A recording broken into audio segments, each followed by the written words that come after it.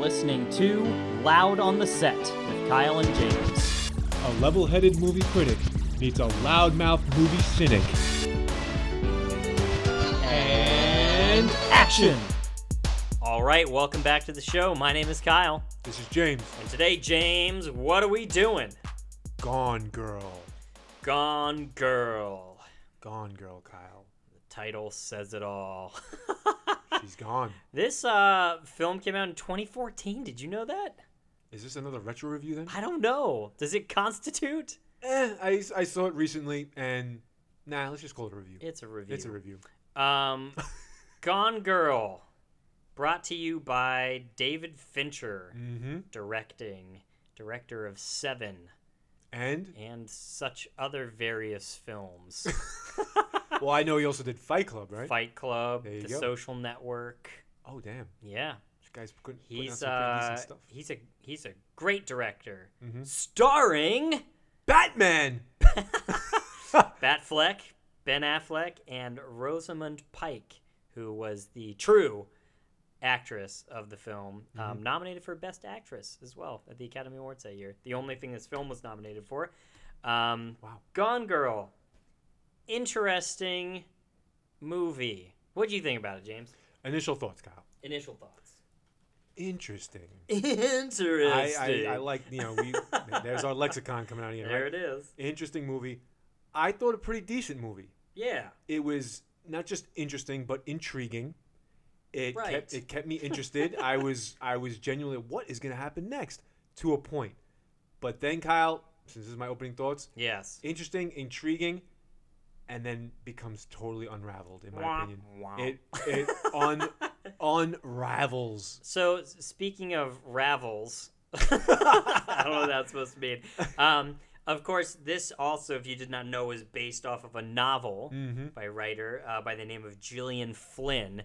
So the source material came from somewhere else, right? This was I'm sure, New York Times bestseller. Everybody was talking about it and reading it and everything. Right. So based off a novel that this woman wrote.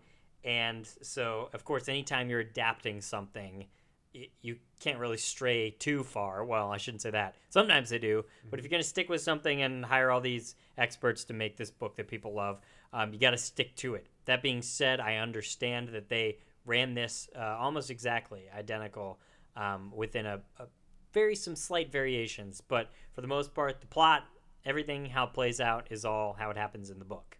Interesting. So, were you finished with your opening thoughts? Did you want to say anything else? Well, to continue on the unraveling thing. Yes. Speaking of ravels. There's a twist in this movie, right? What? Yeah. Did M. Night make this? The twist, spoiler alert, I guess, is that, of course, she staged the whole thing. And it's interesting. She staged the gone part of Gone Girl. Yeah. Not the girl part, just the gone. The gone part. And it's funny because when the reveal happens and she's narrating her own plot, right? She's narrating her own escape and her own plan to frame her husband and all that stuff. I thought that was the end of the movie, Kyle. Yeah. I was watching, I was like, oh, all right, clever little twist. I, too. This is a good way to wrap this movie up. She's going to drive off into the friggin' sunset. That's how most films end, right? Yeah. You hit the twist, M. Night busts you with the twist, and you finish out the movie. That's and then it. You have the little kid rapping over the credits. And saying, yo! Because that's something the kids say now. All right, yeah. Anyway. Hey, I still say yo. He said ho. Anyway. All right. Where were we? We're fresh off of a review of The Visit. I don't know if that's going to... The time machine of podcasting might fuck up the order here. We'll but whatever. see.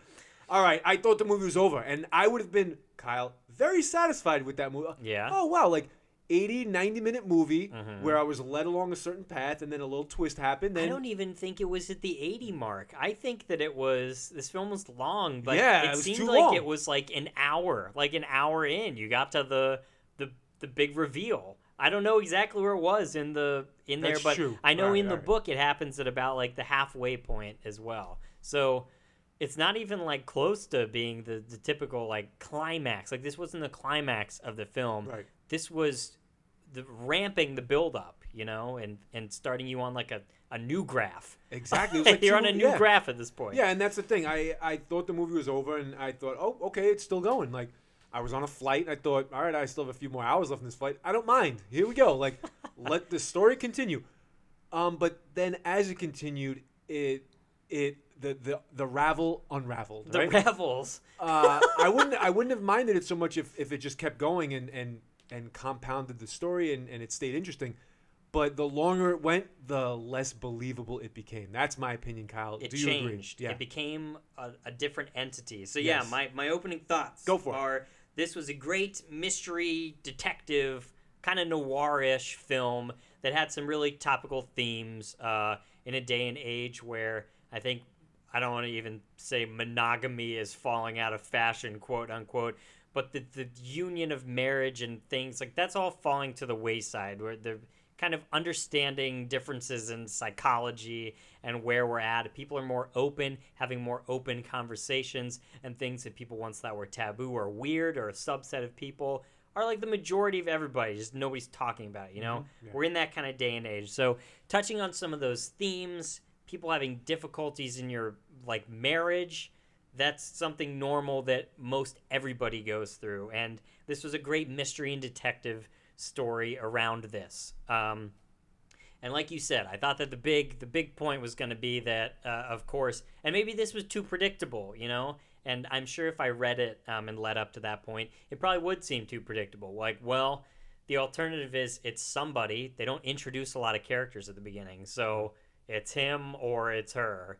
And it's like, oh, well, it's her. Okay, so she's gone, and that's great. But where this gets really interesting is the how and then the why, and post that the then mystery becomes how screwed he gets, basically getting framed for her murder at that point that she staged and everything. And that's where the story really takes off. But at that point, and you were alluding to this as well, it really turns into a fantasy film thing. To bring in like this, they get the OJ lawyer shows up. You know, he's gonna get anybody off the hook. Well played Yeah. by Tyler Perry. Very surprising, but a good turn for Tyler Perry. Put that on his belt. And it all got so fuzzy at that point. And I think that's part of it that they're going for. But things got weird and more outlandish and less of that like core realistic kind of mystery detective story. And it just turned into this weird fantasy of, oh, long lost love, yearnings, and people in the most complex situations of their lives that just can mysteriously evaporate out of them, and everything can go back to normal and everything's okay. And yeah, and I don't know exactly, we'll talk about that later on, but my overall impression was that it felt like two different films. And that's not necessarily a bad thing, but I didn't think that the second film was as good as the first one. So that got a little weird. But again, it follows the book, and I think one of the things that the book supposedly has done better is took way more time with the characters to make you understand more of what they're doing and how they're doing and why. And I think we lacked some of that, and that's what made this second half of the movie feel very fantastical. But yeah, interesting. I wrote down 2/3 to maybe 3/4 great of a film. So yeah, I don't know. But anyway, we've kind of addressed the plot a little bit. Right. So let's go with some pros and cons. What were some things you liked about it and things that you thought could have been better or should have been better? Okay, well, the pros, I agree with you. The first half, or the first movie of the two movies that is Gone Girl, I like the first half. I like the mystery. You're right. I liked the experience of watching this movie and not knowing how to feel about the main character. Is he really a prick? Is he going to be innocent? Is he the victim or is she the victim? I like that, you know? I will agree with you. Tyler Perry, who gets introduced in the second movie that is Gone Girl, his acting I thought was pretty good. That's it. The cons for me, stand out a little bit too much. You know, like even with Tyler Perry, like, he's one of my pros because he's a good actor. But the way that his character sort of exits stage left, or is it Right. stage right? Whatever. The way he exits. You can exit any stage you want. Oh yeah, all right. The way he exits is essentially this, and he's done a fine job acting throughout the movie, right? But then the writing and the sort of cockamamie nonsense of the second half of the movie causes his character to say essentially to the people, "You white folks are crazy," and leave. Like, Right. what? Any self-respecting and caring human would have been like, okay, listen, this is actually gonna be a very easy case to prove your innocence and get really It get really far away from this nut, like this Right. lunatic. But they had to get rid of his character. They had to get him out of the scene so that, or the picture, so that Ben Affleck and what's the other person's name? I don't know, the wife, right? What the hell's the name? Like Amy. Rosamund Pike. Oh, but Amy, amazing Oh, Amy. yes. So that they have to just, in a very tense, awkward way, have to like coexist. So you can't have a clear thinking Tyler Perry lawyer figure on the scene, and you certainly can't have a critical thinking investigator, the police woman on the scene either. And she's also very much in a cockamamie way, like, yeah, all of your legitimate concerns about an actual investigation and some of the questions, like where's your wounds and where are your scars and how did this happen? No, get her out of here. Ugh. Right. What? Like, you're essentially dismissing the very agents who would have made the premise of the movie impossible. So how do you get rid of them? You just get rid of them. Right. All right, Yeah, those things are tough. So just no. Yeah. You're fine. Yeah. A whole room full of FBI guys telling the only clear-thinking cop lady in the room, like, hey, leave her alone. What? These would have been questions that any clear-thinking person would have asked. Like, how did... So here's what I thought when they were leading up to the major finale, and kind of the spoiler alert again. Right. The kind of biggest climax and twist is that she ends up coming back and repins all of the like murder scene against him kind of on this other random dude that she knows from a long time ago who like stalked her or said something or whatever. Desi is his name. Yeah. Doogie Howser.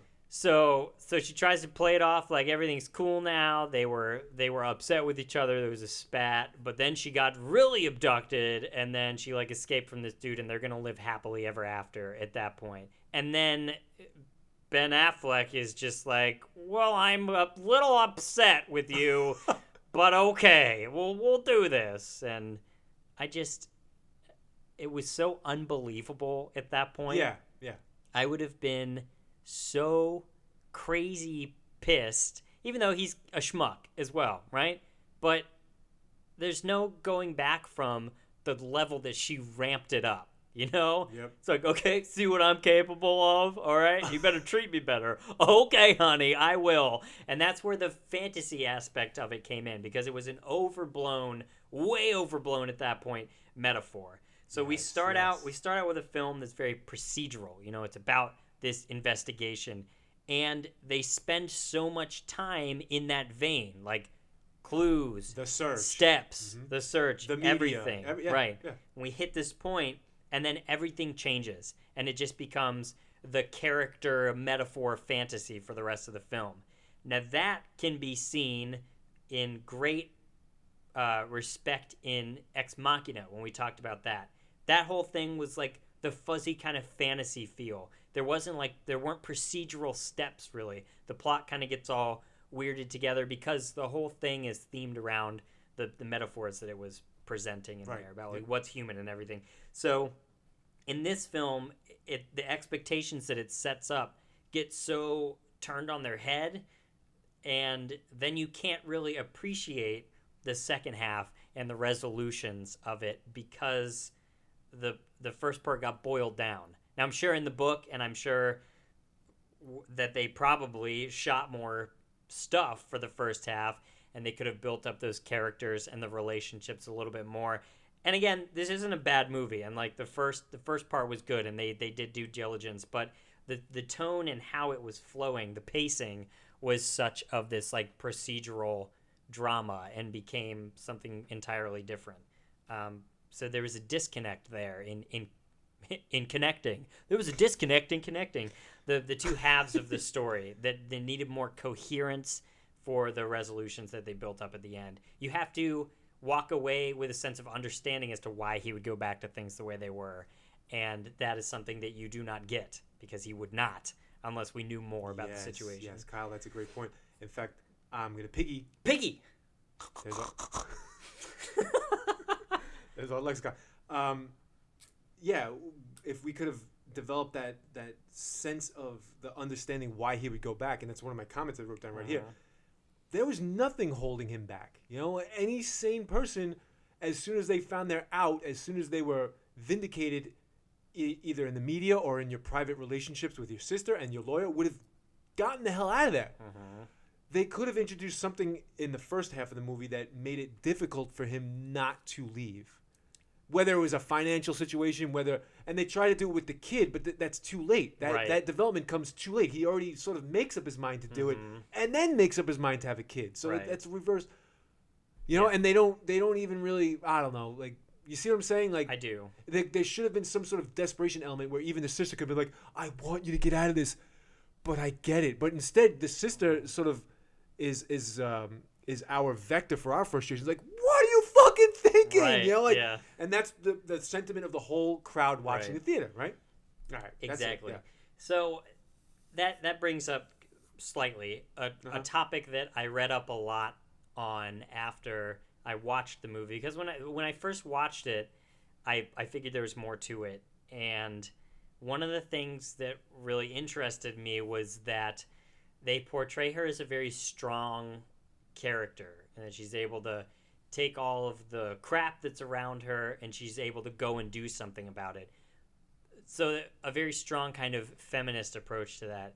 But then on the flip side of that coin, they fall into the typical stereotype of, like, the crazy bitch who's just gonna, like, wreck your life and do all this insane stuff, and you're trapped and stuck with her, and like, and it kind of, I don't know, they don't cancel each other out. They just compound on top of each other in a weird way that doesn't describe, like, a normal real person anymore. It's that fantastical approach again at that point.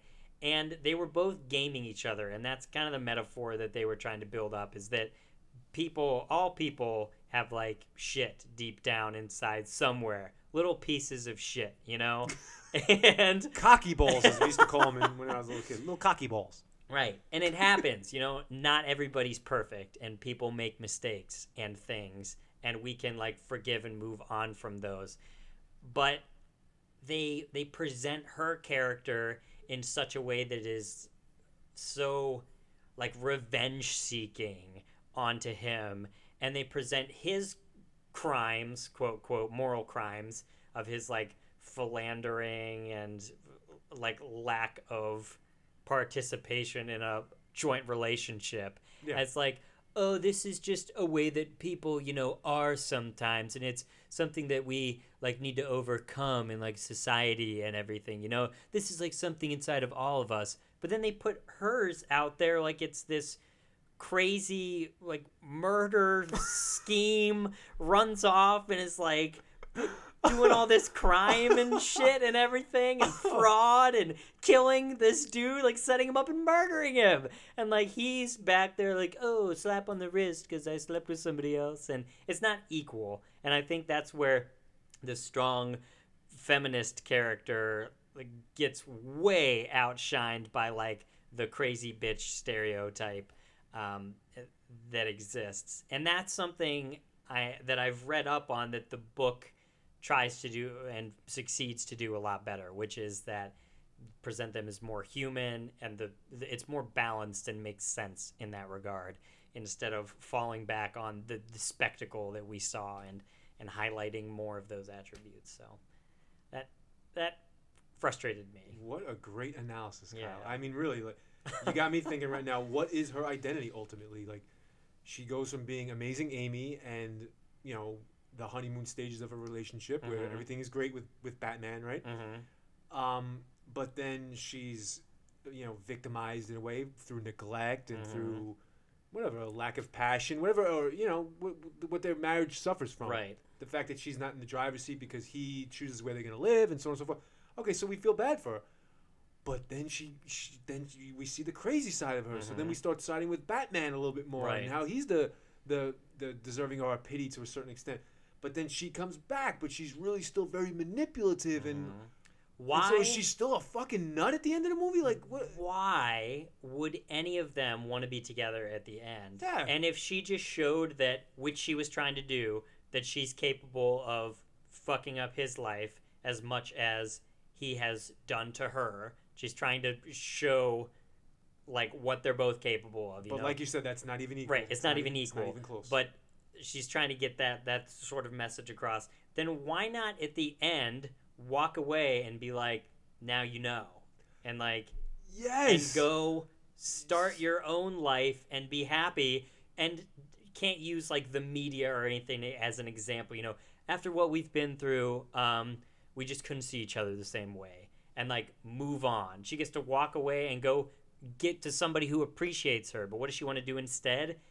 At this point, she wants to manipulate and like control him, keep sticking it to him, because they want to squeeze and milk the metaphor in the fantasy of like marriages are worth hard work and everything, and worth working towards, and we're gonna work together and make this really strong. Work it. It's like, no, you don't belong together. I think that's pretty clear to see at this point. So let's call it what it is and part ways. So I couldn't get on board with the finale aspect of what they were trying to show with the film. All right. Well, Kyle, I'm pretty much out of comments except for this one. I sort of wrote down like the feminist angle, because I know that this movie comes up in feminist discussions at times. Is it pro? Is it against?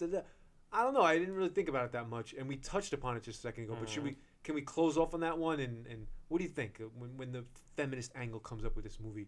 What are your thoughts? Or is it so muddled that it doesn't belong in either category? Yeah, I kind of was getting to that earlier in that I don't... First of all, I don't think that I know enough to say enough in that regard. So those are my general feelings watching it when I left were that it didn't feel like it represented women in this situation correctly. I thought that the stereotype that they were hammering home was way more prominent than any sort of like strong-willed feminist belief. And again, like we've said before, we did invite a girl to be on this podcast with us and chat with us. They were unable to. So we're going to need some help from everybody who's seen this movie. Please, everyone, anyone. Let us know what you think. Send us some stuff. Shall we put grades on it then? Yeah, but I want to know what you think after watching it. How do you feel about it? You're a married man, too. Yeah. So, I'm not.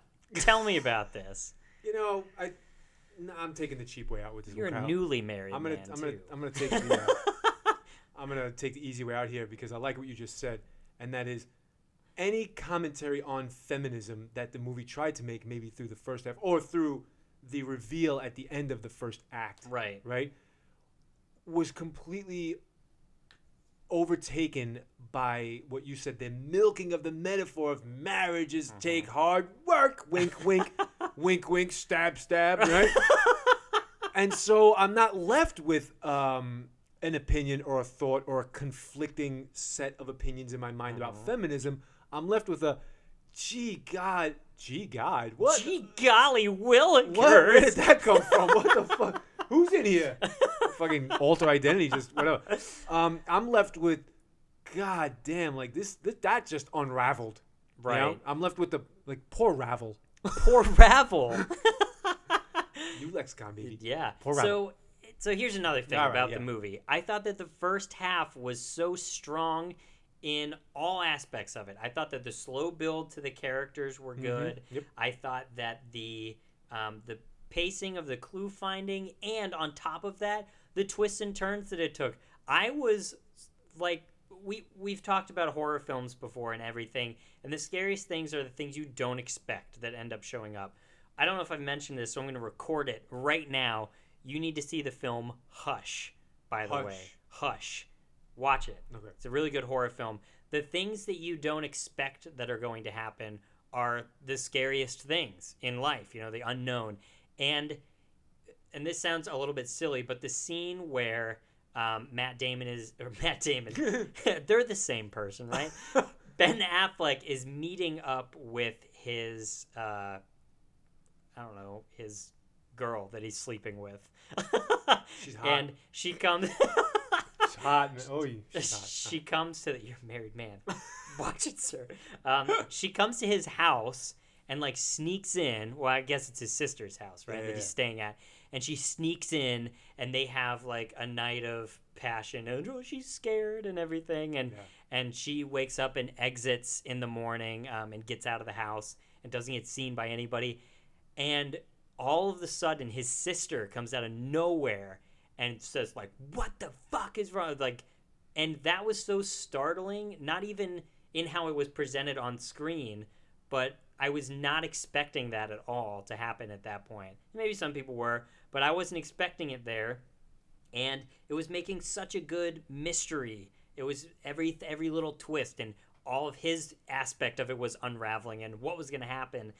And it just didn't have that sort of feeling to the second half to make their ultimate resolutions again have that same sort of good filmmaking that went into it, because it seemed like David Fincher directed the first half, and then visually David Fincher was the cinematographer for the second half, but they like gave the script to somebody else to direct at that point. It just felt very disconnected in what was going on, and I just wanted to like it so much, and I feel like there's he's made a ton of good films, and that just didn't fly there.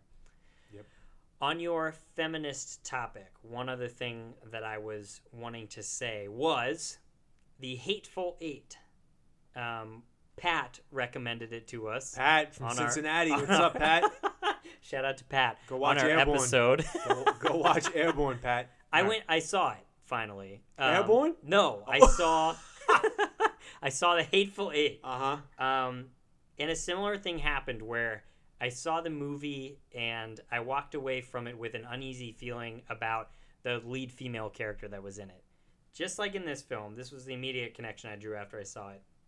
Just like in this film, this character seemingly is treated in a way that overtly looks really horrible. And it looks like cheap shots at women, and it looks misogynistic and feels that way.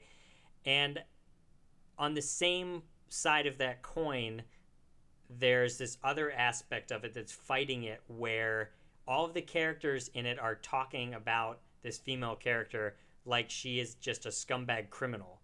They're not like in any way relating to her gender, but just that she is like an evil person, and they're treating her as such they would treat an evil person, which then they go to do for the rest of the film. And I've read both reviews again, like with this film, from the feminist camp and the opposite, and there's kind of like, or from feminists that both agree and disagree with it being feminist or misogynistic or anything. And I don't know anymore if are films being made in such a way that they're trying to hit all these different viewpoints? Are they being made in a way that is inherently either of these two directions? I don't know. Have you seen any films that have like bugged you in this way before? Because I left really conflicted about how I felt about both films, and if I thought that they were doing something one way or the other, or is it just that we're getting into like weird gray area with lots of topics now? I don't know. No other films come to mind. I think the gray area is right, because maybe it's gray area / none of the above.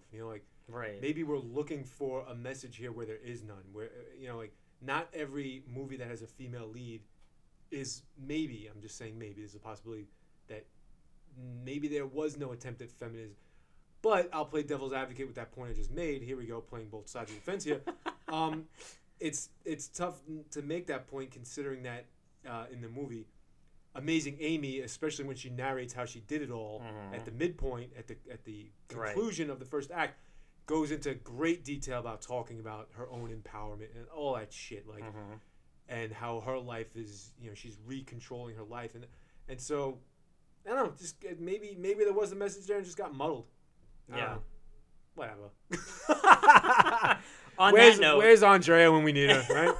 Give it a grade, James. What do you think overall? I'm going with a C because the first half of the movie was a B, and the second half was a D, and that averages out to a C. All right.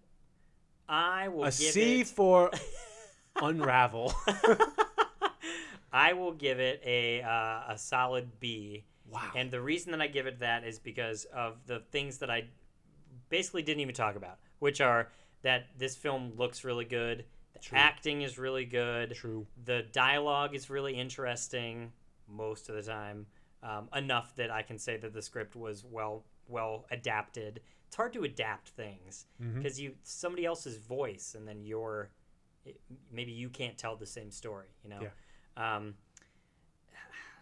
And then the only part that I didn't like was just that I didn't feel like it connected and really satisfied me at the end. But maybe that's the point, is that it is unsatisfying. Some aspects of some things are really unsatisfying. I don't know. It's obviously making a big statement about marriage, and it's a huge metaphor for all the different aspects of being in relationships with people. I think everybody can take that away from it. So you'll take what you want away from it. It's I would say, pretty great detective story, mystery that gets lost in some of its points. But overall, I give it a solid B. All right. Excellent. Well, clearly, folks, we need some help with this. Yes. So send us some emails, loudontheset@gmail.com. Let us know if you would like us to call you up so you can give your view on it as well, because I would be very interested in hearing from some people that know a lot more about this topic than we do in what this movie did for all these different themes and ideas and world movements we've been talking about. So please let us know what your thoughts are. Send them in, loudontheset@gmail.com. Check us out on YouTube and iTunes. And I guess we can probably say we both recommend seeing this movie. Sure. Can you say, yeah, sure.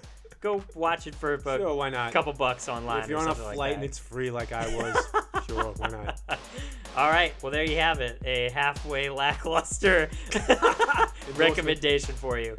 Thank you again so much for listening. Check out Gone Girl. Let us know what you think, and have a great time. See you later.